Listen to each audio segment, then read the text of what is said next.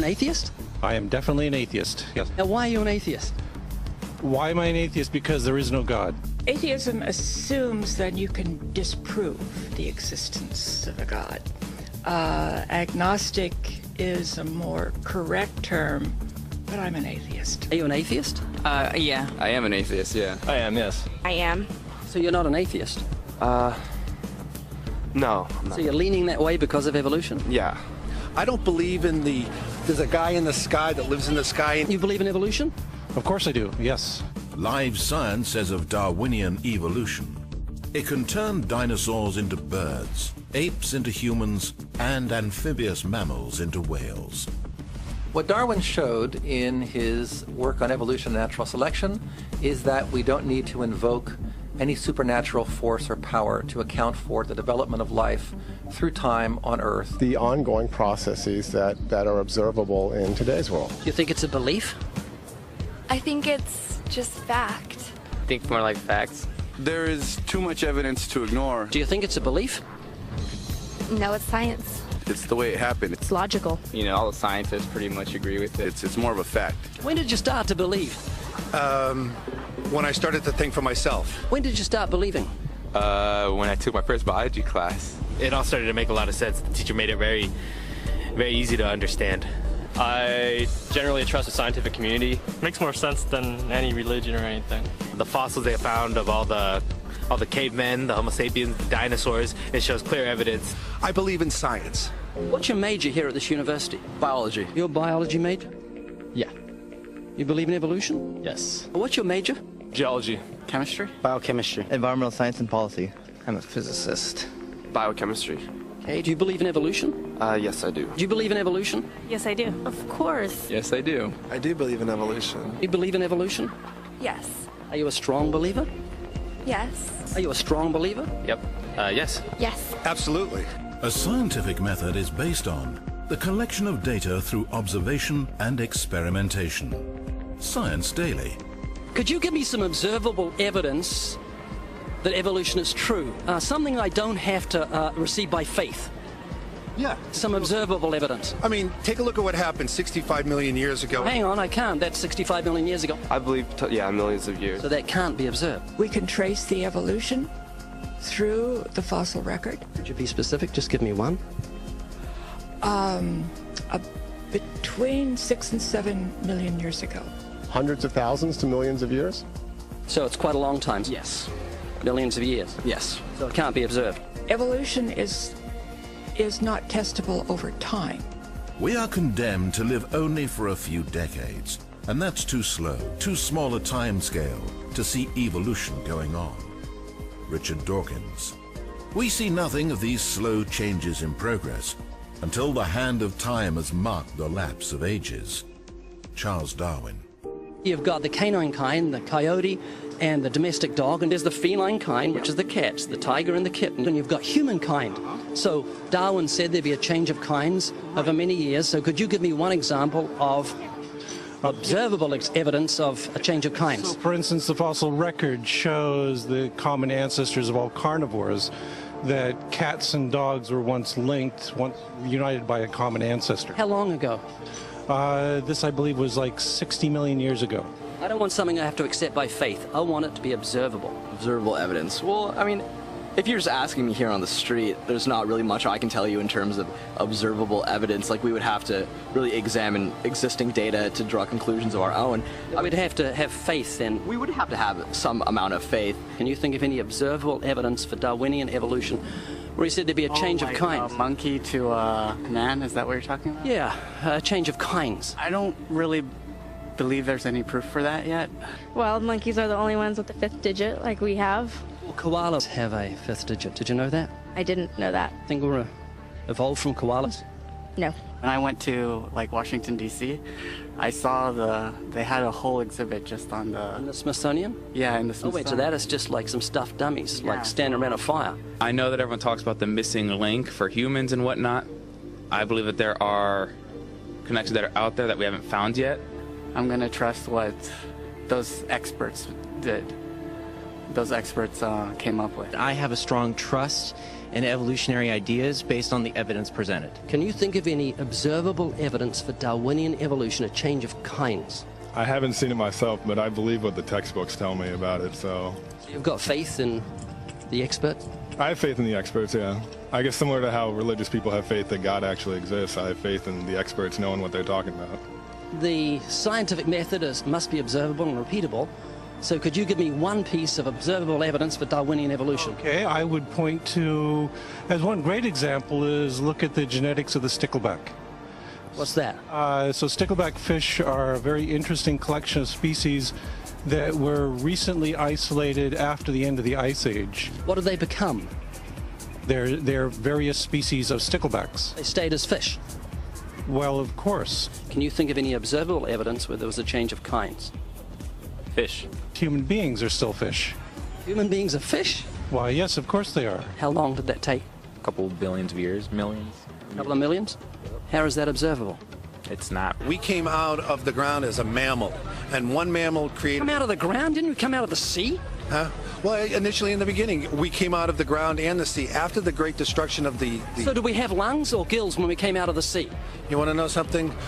Those that were in the sea, I guess, had gills, and those that were on land had lungs. But if we came out of the sea, we had gills in the sea. You want to know something? Who knows that we came out of the sea or we evolved from mammals? So you don't know? Huh? Of course I don't know. I'm accepting that they did their science correctly. Could you give me an example of Darwinian evolution, not adaptation or speciation, but a change of kinds? These are changes of kinds. They're still fish.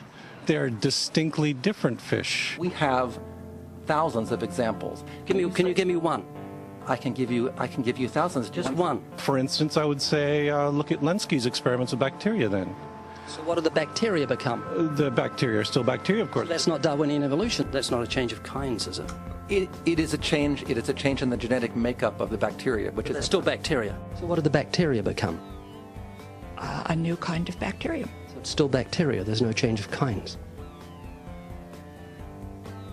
To summarize, the observable evidence that you give me for Darwinian evolution is bacteria becoming bacteria. No, it is bacteria acquiring new metabolic capabilities. You said before that there is lots of evidence for evolution. I just want one observable evidence for Darwinian evolution, just one. But I gave you some. You don't want... Not some, I want one. Wait, you don't want that. I want one. Yes, I do. I'm pleading with people. You asked me to tell you when I've watched one species evolve into another. Isn't that right? No, one kind into another. There's 14 different definitions of species. So I want a change of kind. When you're talking about kinds or change in families, you're actually talking about macroevolution. You're talking about changes on the level that separate, say, cats from dogs.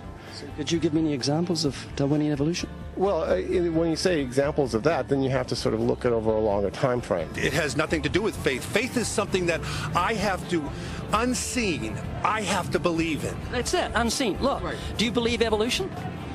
Of course I do. Are you a believer in evolution? Yes, I am. When did you start to believe evolution? I started to believe evolution when I started to think out for myself. Is evolution a belief? Well, you know something? Evolution is a thought process. Is coming to terms and checking out all the alternatives, like taking a look at the religion, man-made religions. Let me ask you again: is evolution a belief? No, evolution is, well, yeah. In a word, yeah, I could say it could be a belief. When you say change of kinds, you mean the evolution of one species from another or to another? Yes, we have that in action, actually, in the Galapagos. Could you give me one instance? Yes, we have an example from a group of birds called Darwin's finches. You take a look at the difference between the finches on the islands that all started out. I mean, that's very, very observable. But that's not Darwinian evolution. There's been no change of kinds. What do the finches become? They become genetically new and anatomically new, recognizably different species. So they're still finches? Well, of course, they're still finches. Yes. There's no change of kind. Little birds that he had observed. What did they become? Their beak shapes. They're still birds. Yes. 3 finches that turn into different types of birds. They're still finches. Well, for example, Darwin and his study on evolution of the birds on the island that he went on to there. Their beaks changed? Their beaks. They're still birds. There's no change of kinds. That's within the kind. Evolution on the beaks. So that's called adaptation. It's not Darwinian evolution. There's no change of kinds. There's no different animal involved.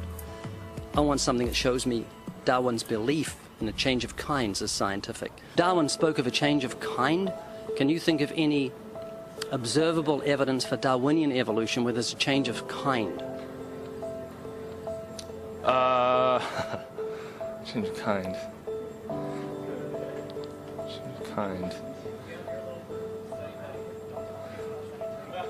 I'm gonna have to think about that one a little longer. You give me anything that I can see, observe, and test, which is the scientific method for Darwinian evolution, a change of kinds. Test and observe.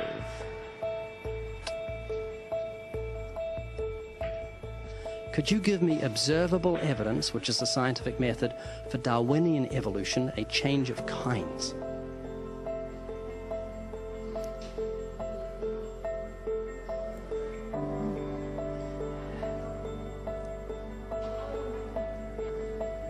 Okay, I gotta think about it.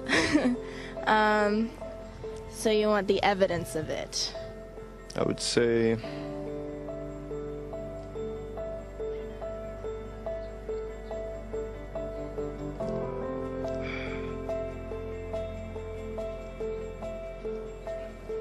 I cannot, I think.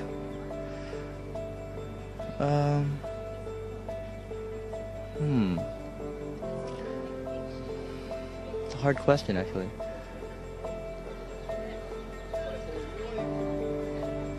Mitochondrial DNA.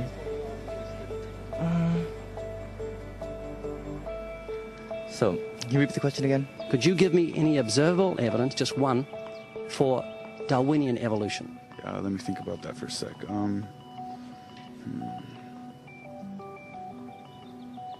Observable evidence, something where we don't have to exercise faith.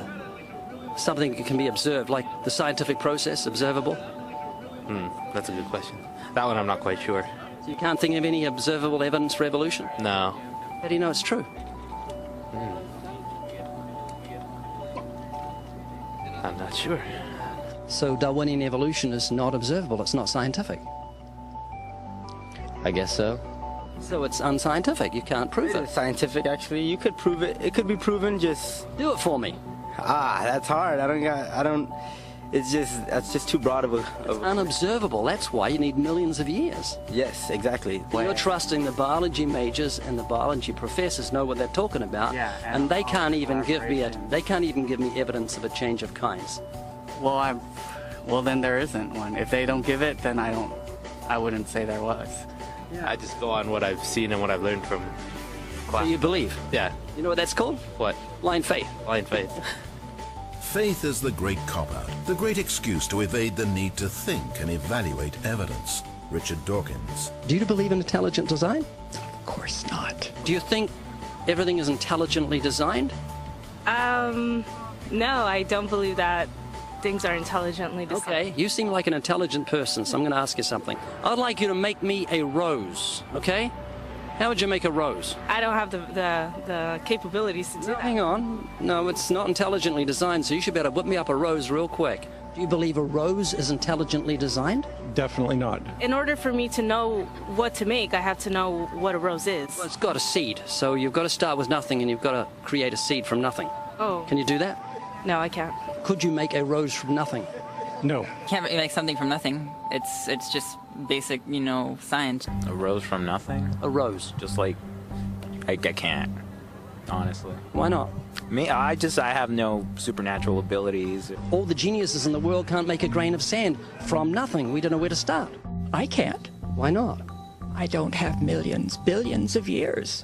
That would be physically impossible. I mean, I would have to... That's not possible.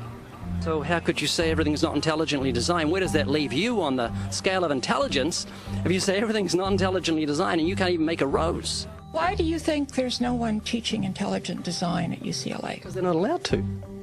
We can teach anything we want.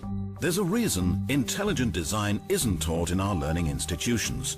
According to physicist Victor Stenger, the legal staff of Freedom from Religion Foundation, a church-state watchdog group, has had remarkable success in convincing many institutions, such as school boards and town councils, that they are breaking constitutional law when they sponsor sectarian activities. That includes intelligent design. When the authorities can't be convinced, Freedom from Religion Foundation sues, and it wins more often than not. There was nothing in the beginning, big explosion of nothing, it became something, and then it came into a rose, and giraffes and horses and cows. I'm not saying that that's what happened. I'm just saying I don't know what happened. That's what scientists have theorized has happened, and you believe them? To a point. So you've got faith? That is true, yeah. Could you give me a definition of vestigials? How's that back up evolution? Vestigial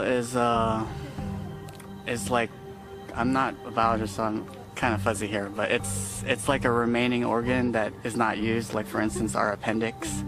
Rabbits have huge appendix for digestion of grass. We still have a vestigial appendix organ. The appendix has no use? Which we can think of right now. Your coccyx bone, that was, many people regard that as the tail of the humans. The human tailbone is said to be vestigial. That is, it's an evolutionary leftover proving that we're related to primates. However, it's not a tailbone, it's the coccyx vertebrae. The tailbone derived its name because some people believe it's a leftover part from human evolution, though the notion that the tailbone serves no purpose is wrong.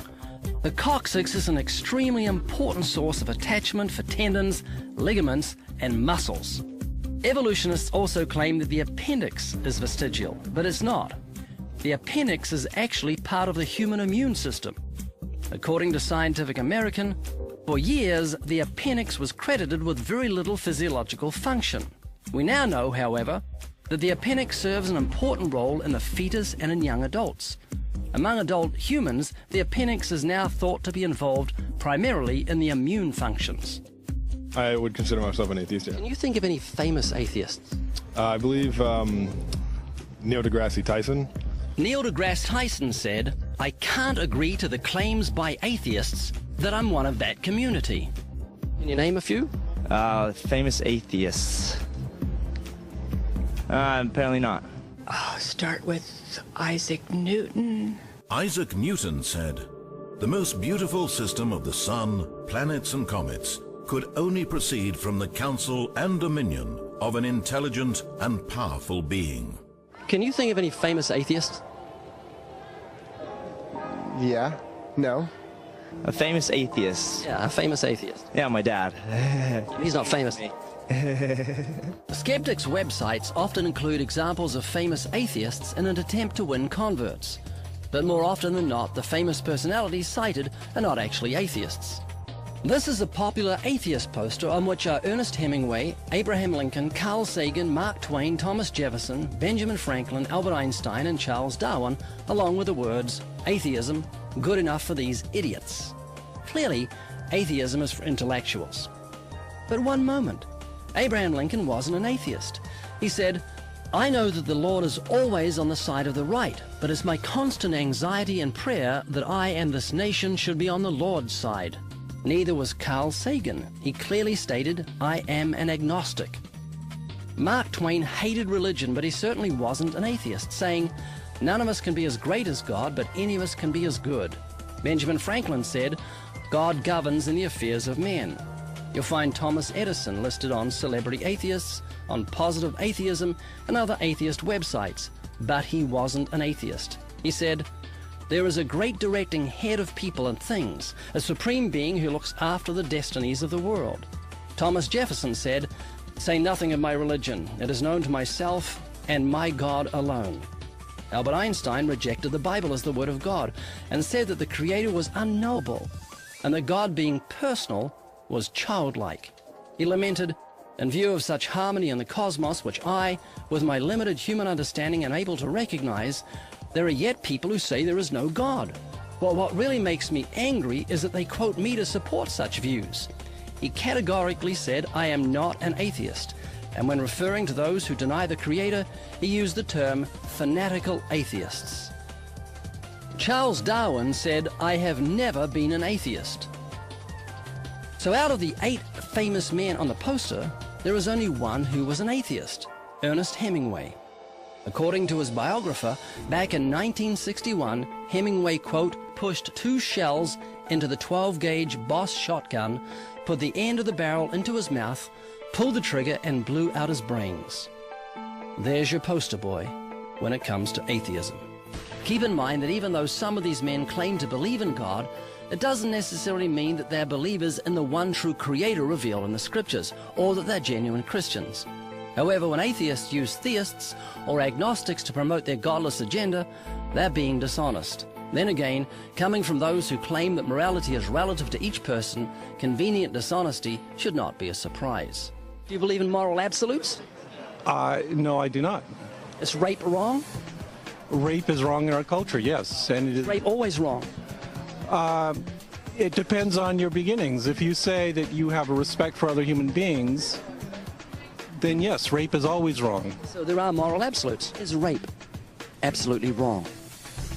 In my opinion, it is. Who makes the rules? We do. So if Hitler made the rules and he had the majority... If Hitler made the rules, yes, we would be living in a society that Hitler would consider moral, but which I would not consider moral. Did Hitler put into practice survival of the fittest? No. What was he doing then? He was murdering people. That's survival of the fittest. That's not survival of the fittest. It is. It's the lion eating the antelope. No, there's much more to evolution than just this kind of crude kill and be killed model that you have in your head. I have seen a quote from Richard Dawkins saying, "Evolution in its rawest is incredibly cruel." Yes. That was Hitler putting evolution into practice. That does not mean it was moral. Nobody was immoral. Nobody's claiming that evolution is a moral process. Evolution is a very harsh and cruel process. Do you believe in evolution?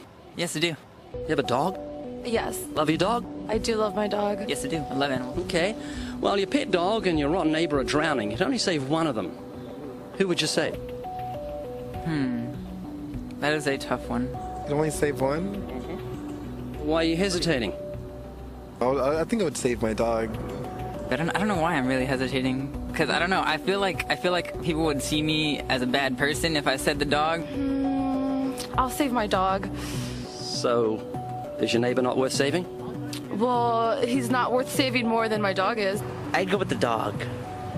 I mean, you would want to save the animal, so I would want to save my dog. Well, we're animals. I believe we're all equal. I don't think humans have like a higher place. So you think dogs are more valuable than human beings? Do you believe in evolution? Yes, I do. So it's just a matter of survival of the fittest. Your neighbor's a primate, and you've got a canine, and you like the canine more than you like the primate. Would that be right? Pretty much, yeah. I mean, survival of the fittest. I mean, survival of the fittest? Yeah, pretty much. You said you believe in evolution. So it's just a matter of survival of the fittest. Yeah. If he drowns, he drowns. Big deal. Yeah. Oh, well, yeah, that is true. Are you an atheist? Yeah. Any fetus is less human than an adult pig. Richard Dawkins. So you don't think God exists? More like I know. Are you comfortable talking about spiritual things? I don't know much about them because they're not really capable of knowledge. Once we're dead, we stop that. We stop. How do you know? Because it's just what the facts are. Like if you stopped breathing right now, you'd be considered dead.